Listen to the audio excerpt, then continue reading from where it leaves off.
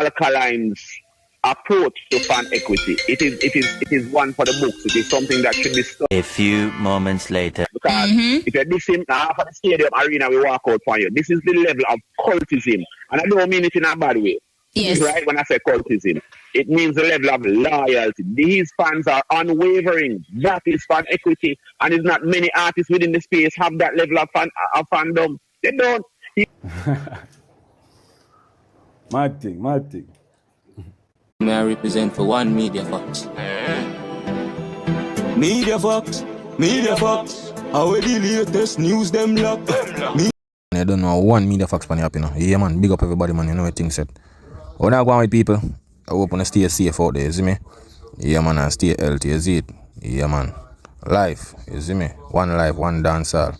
You see me? One God. You know what things said. You know Media Fox got to work. So, see an interested video, you see me? A brother Leng, you see me? Yeah, when you regular loyalty or something like so. Yeah. I might talk something about Alkaline, you see it, but I want to listen to what I go on. Word from, but also in the interest of time. But regarding fan equity though, Alkaline has an app scheduled to be launched. Is that a great way to perhaps, measure an artist's fan equity? Alright, look at now people. Alkaline have an album, remember? Stream it. You understand? Buy and stream. You see me? Next week, we'll see the numbers, everything I found out. You see me? Yeah, and look out for the app as well. Alkaline have an app, phone app for him fans them. Yeah, or anybody who love dancehall and want tune in same way. Yeah, it's a good look. It's a good look, you know. Sometimes we have to try to do different things to change the game so people can see and try and, push the culture more out there and build up on the fans and every little thing. You see me? Yeah, man. Let me tell you something. If you want a lesson, and this is something I'm actually going to be speaking about in my newsletter this weekend, breaking down Alkaline's approach to fan equity. It is one for the books. It is something that should be studied. It is something I don't think it's just a music school. This is something that needs to be studied in economics and sociology. Because at the end of the day, when you look at the rise of Alkaline to the point where Barclays Stadium and all of these things, and understanding that he has not ever tried to appeal to consumers. Like when I look at the whole journey, no pun intended, he has never tried to appeal to consumers. He has spent the time over the last 15, 16 years to build a community and a loyal community at that. Because if you listen. Yeah man, me I tell you people, loyal community, cause I tell you, enough of time them say Alkaline fall off, I'ma tell them say, you can go on, you don't know what plan the youth have, you understand? So you can go on talk because a lot of artists in the dancehall, them not try, you see, because it's like them run down the fame, the hype, the money, the girls, every little thing. That is not all about doing music. There is more to it. You have a brand for build, you have a fan base, you have a community. Remember, if you have a business, if you have a supermarket where you open, right? You're going to want to build something where you're going to have your regular customer where you come shop. You understand? Or shop me. So you look at now, you're going to build up in a supermarket now where everybody comfortable. It'll be like Price Mart. Everybody have their membership card. You understand? You build up a thing, build up a membership, and you the same people forward every month. As same as an artist in a dancehall, you have to build your community, you have to build your fan base. And them are going to make you live on, and them are going to carry on your career, them are going to stream your music, and them are going to do all of them things there. And if you realize, I tell people already, since Alkaline forward in the game like about 13 years now, 2013, seeing? Yeah, I think, 2013, seeing? Him forward in the game, and people, I may check, I may say, run out about 50 artists bus since 2013, right? And Alkaline, like, the youth, they're on a different level. Barclays Center expose a lot of things, It shows say, that youth a fan base not normal. It not normal. So, more while when them not to see Alkaline like that, or in the media or so, it's because the youth are putting in some work. Because you realize there's a lot of artists. Some say, alright, 50 artists bus. And the percentage where drop off of the scale would have reached like about 80% of the 50 artists. You understand? And these are the thing, people. You know why? Those artists only focus on the hype and the fame and the money and girls. Them not focus on building a brand, building a fan base. So once the hype run out and everything run out, them career just gone touch. All when them could have drop thousands of music. Them not build the brand and build a community with the fan base to carry on them music. You understand? Because while your fan listen music, them have them family and friend where hear them and listen to it, and so comes it tune in and everything will go on and people get to know. So your fans are make some other people who are not fans. Maybe I'll become a fan too as well. You understand? Because them forward run and you listen to this artist music every day. yeah, you're gonna become a fan. And you see what I'm trying to say? So yeah, it's very important for artists build them brand. You understand? Get the fans. The fans is very relevant to an artist. Very, cause them are gonna mostly support the artist. You see me? Yeah. So don't take that lightly. You see it? After stadium arena, we walk out for you. This is the level of cultism. I don't mean it in a bad way. Yes. Right, when I say cultism, it means the level of loyalty. These fans are unwavering. That is fan equity, and there's not many artists within the space have that level of fandom. That a facts, you know. So basically when we did that talk a while ago about the bounty killer, you know, bounty killer the fought for the interview academics and this Alkaline and anyway see him and buck him. So when him for perform on the Barclays Center last year, August Labor Day, I think at the 30th, seeing Vendetta fans them walk out on him because they must say, yo, you disrespect my artist. You understand? So them well planned for him, but he never know that. Him never know say Alkaline fans once you diss them artists, trust me, them a go cut a worst thing for this to Vendetta people them. You understand? Cause them rate them artists. You see me? So I don't think Bounty Killer want even try that again. You see me? Yeah. You can put in an app right now and have 10, 15,000 people working with him. And a lot of times, artists don't understand. Remember now, you know, Alkaline, when Alkaline bust, a lot of you, it was a time when a lot of you was migrating to the States. So Alkaline was their last connection to Jamaica. Go over there. So they're rooted, they've grown up, they've gone to college, they're having kids now, they're married. So when you take a stop now, 10,000 Alkaline fans equal to like 30,000, a crowd of 30,000. Because man never bring him girlfriend and him friend who never experience it. It's evangelical. And what he has done, 99.99% of the people within the Caribbean music garrison has never achieved that. And that is what People, I want to know hear what the man I say a while ago, you know. You see the move where Alkaline making a dancehall, majority of the Caribbean dancehall artists them no do that. Remember, you know, them talk about 2 fan base in a dancehall right now. 2. Alkaline bill fame. Him never go through the regular channel for big bill fame. You understand? I wanna see the Vendetta people them forward out in a Barclays Center. Remember, you know, Alka the overseas are traveling in the US to do shows. Remember, say him do Barclays Center last year. The same show where the Vendetta people them walk out on Bounty Killer. And then 7 months or 8 months after, him sold out Barclays by himself. Brother, that's a true fan loyal fan base. You understand? Them forward out to see the artist, especially for your artist where him not to the social media, him fans not to seem like that. For sure, so the fans is really loyal. Cause them not to seem, you know, some people that give up on things, you understand, or some people that say, yo, I can't do the long distance relationship thing, you know. You understand? So it's like him fans them not to seem like that. But one thing, with the Vendetta people them loyal to them artists no matter what. Them appreciate everything. You understand? Some of the other artists them have to do what them have to do. I feel them thing that I feel them personality, but them have to do what them have to do for try. You know? Not make the fans them rare. But one thing with Alkaline, you see when him say yo outside and him a go represent for him fans them, him a go do it. You understand? Him a go do it. Yeah. Anytime him fans them no see him, yeah, work him a put in. See him like that masterpiece album, yeah. You understand? I work him a put in. So last year when him say yo Alka nah drop too much song, you know, him nah drop this a song, yeah. The youth a put in the work. The youth have a brand new rules we are keep worldwide right now. You understand? Worldwide people. So, and I want joke thing. You see me? So what the youth a do, I think people will look into what the youth a do. You see me? Because soon after this, the game will get harder and harder. Because look here now. Right now, a lot, yo, actually the people don't even know. A lot of things when it comes to numbers. See the billboard take off YouTube, off of them streaming platforms. And they're going to be more. So everything will go boil down to the fan base. And that, you know, remember say AI forward into, you know. So you have to have your fan base, which is real people. You see me? So soon after this, I'll be a bots and AI thing I buy and all of them little thing about. Fans are real loyal fans. When you have the loyal fans, you could have be the most international artist. You see? And I do a little thing. But you see the man we have him fan base and you pull out him 30 and 40,000 people. And I know normal that. Because some of the time the people them are there international, you see me, them nah pull them crowd there. Because them not really have a brand where say build them fan base. You see me, them just depend on a commercial run, a highlight, get some features, alright, listen few songs, yeah. But fan base is very relevant. Because look here now, if the label drop you a morning, seeing if the major label drop you a morning, what you gonna have left if you don't build that fan base? What you gonna have left? You see me? Because your fan base are always there. And You can have fans of music where rate, you know, but we are talking about loyal fan base. No matter what, them are dead for you.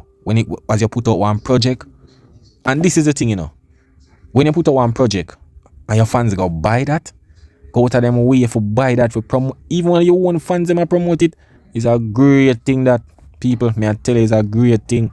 You see me, so what Alkaline I do? You see all when the app they drop what him have, and I know normal people may I tell you that. That go crazy. The vendetta people them love it. You understand? Because there's more to music, there's more to the culture what we can do. For kick down barriers out there internationally, but we have to do it in a different way. Like, see, look what Alkaline do at Barclays Center. The youth alone dominate. The youth work, put in him work. You know, run down the bag of clout, him just stay and put in the work and you see me and build him catalog. People in a Barclays Center sing out hits after hits, the youth a sing. You understand? Him never joke out and a party and a girl out him thing. The youth put in the work. The youth have a brand new rules. I keep. And you have much artists have a brand where I keep UK, USA, Canada, and maybe it go over Africa or Japan, anywhere where they want to put it. You understand? Who knows?